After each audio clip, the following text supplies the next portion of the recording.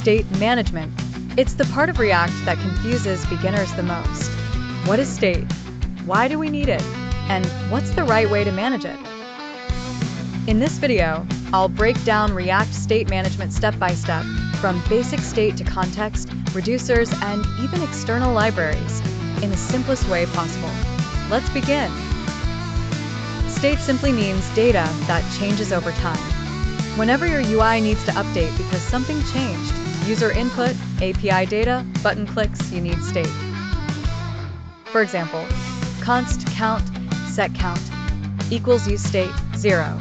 Anytime set count updates the value, React re-renders the UI. That's the core idea. State updates, new UI. Local state, using useState, is perfect when the data belongs only to a single component. Button clicks, inputs, show, hide elements, small UI changes. If only one component needs the data, useState is enough. But problems start when you have to pass the same data from parent-child, grandchild, great-grandchild. This is called prop drilling, and your code becomes messy. All components receive props they don't even use. This is the moment you need global state.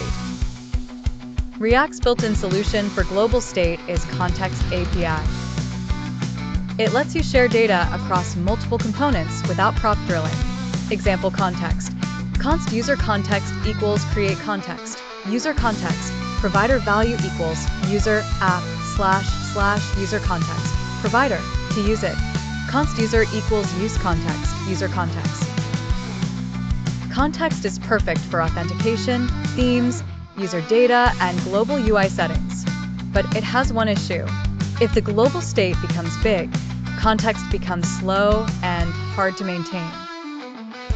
When your state logic becomes complex, like forms, toggles, lists, useReducer is more powerful than useState. Example, function reducer, state, action, a switch, action type, a case increment, return count, state, count plus 1.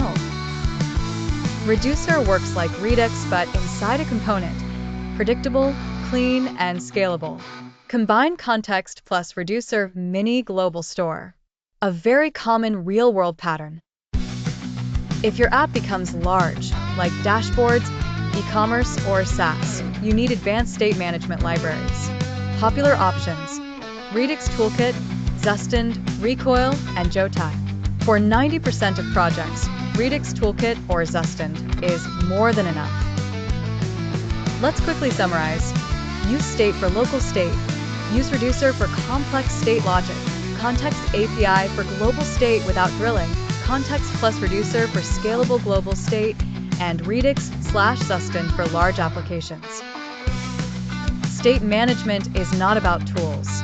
It's about using the right method at the right time.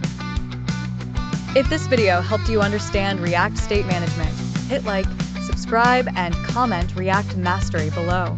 Also tell me, which topic should I cover next?